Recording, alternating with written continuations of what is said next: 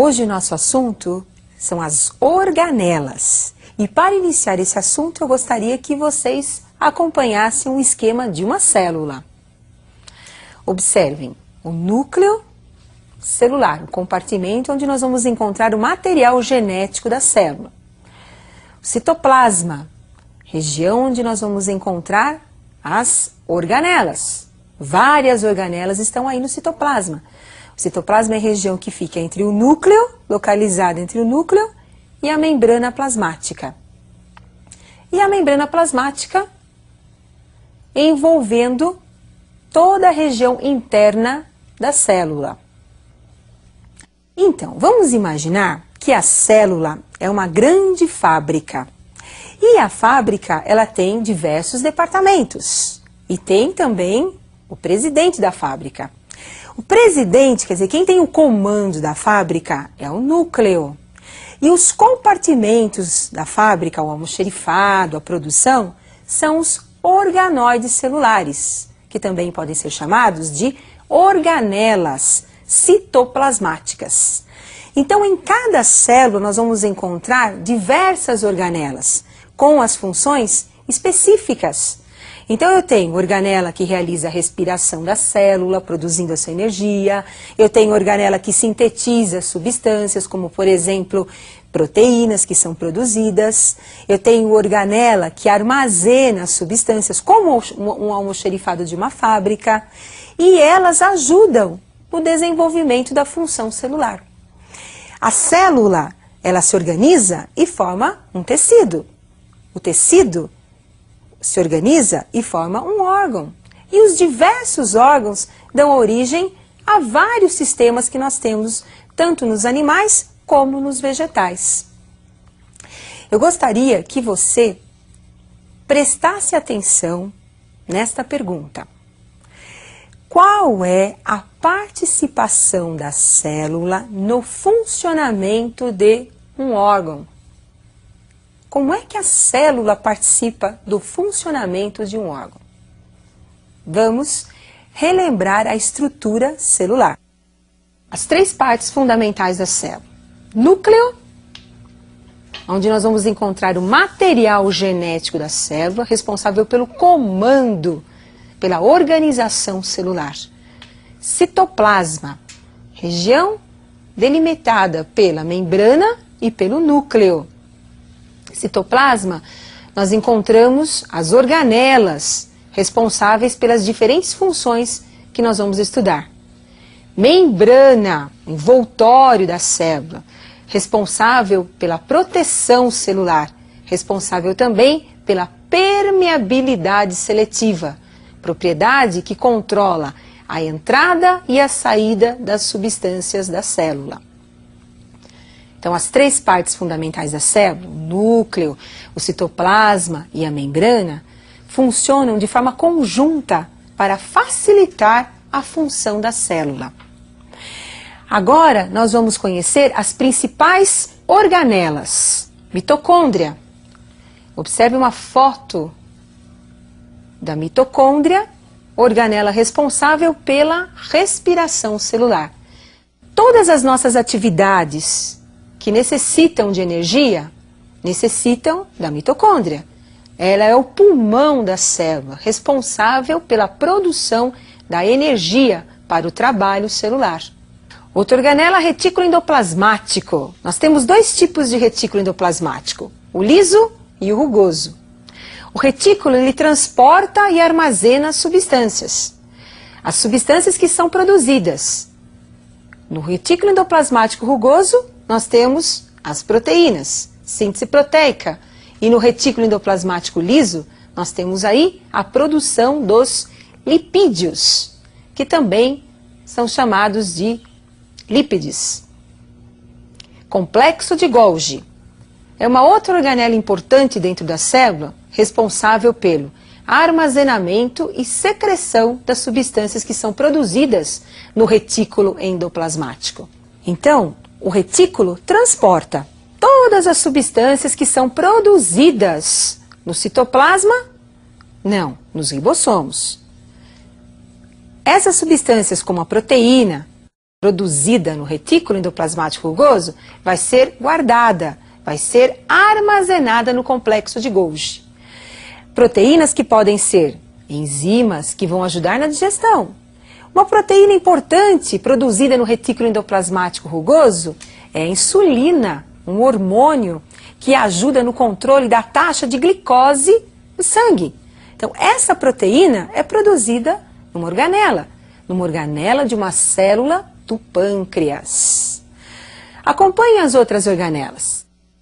Digestão intracelular, a participação dos lisossomos.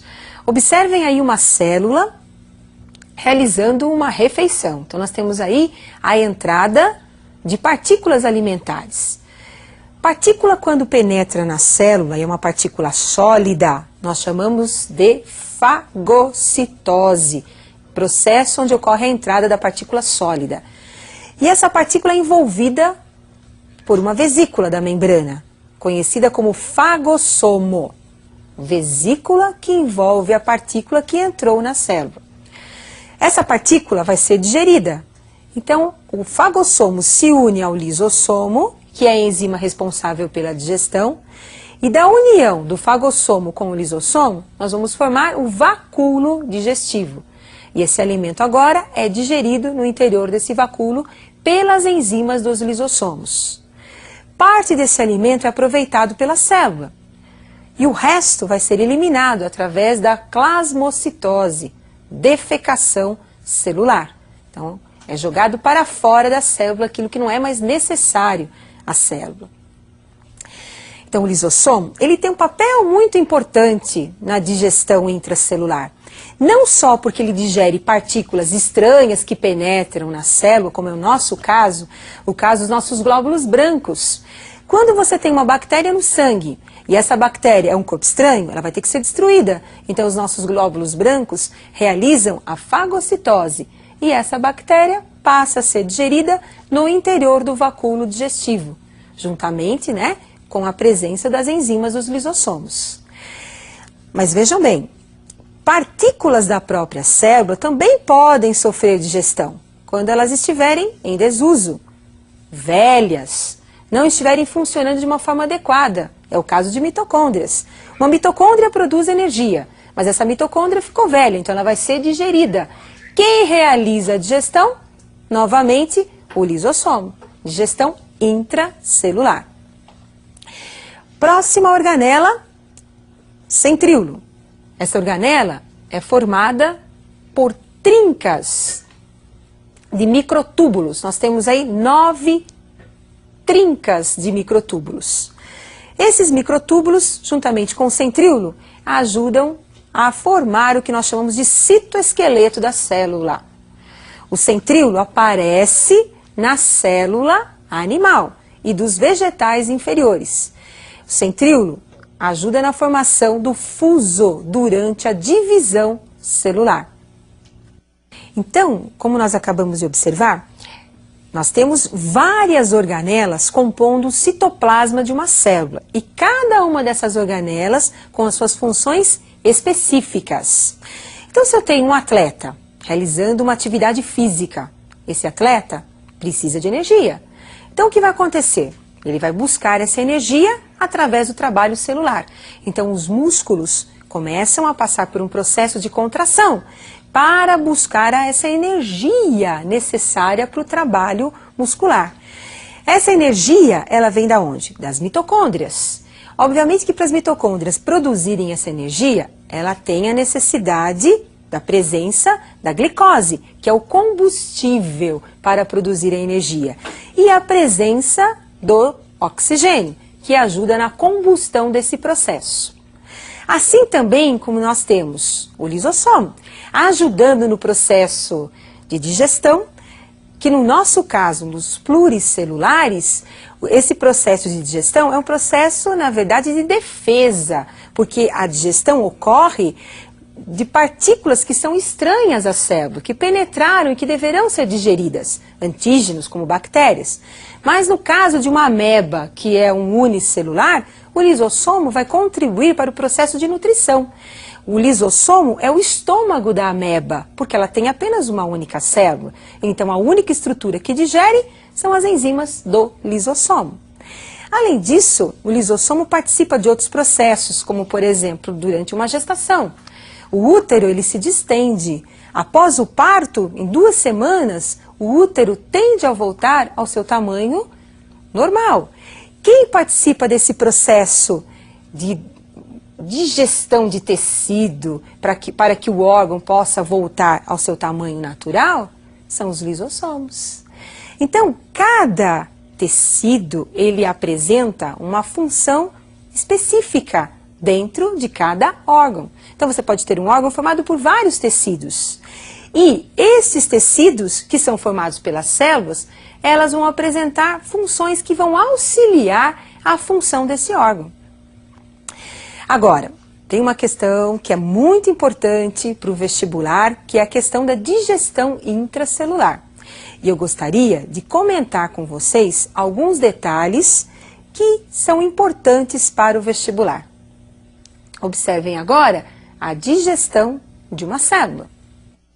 Observem novamente a entrada de uma partícula alimentar. Partícula sólida entrando, formando aí o fagossomo. Lisossomo, vesícula que contém enzimas. O lisossomo é formado a partir do complexo de Golgi. Observem aí, complexo de Golgi formando a vesícula, lisossomo, contendo no seu interior as enzimas que vão auxiliar no processo de digestão. O fagossomo se une ao lisossomo, formando aí o vacúolo digestivo. Então, nós teremos aí a digestão da partícula alimentar. Os resíduos são eliminados e aquilo que é importante para a célula fica no interior da célula.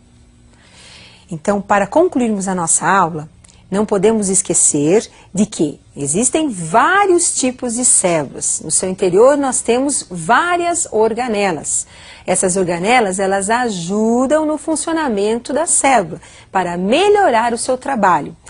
E quando a célula melhora o seu trabalho, ela melhora também o trabalho dos tecidos, o trabalho do órgão, do sistema e do organismo como um todo.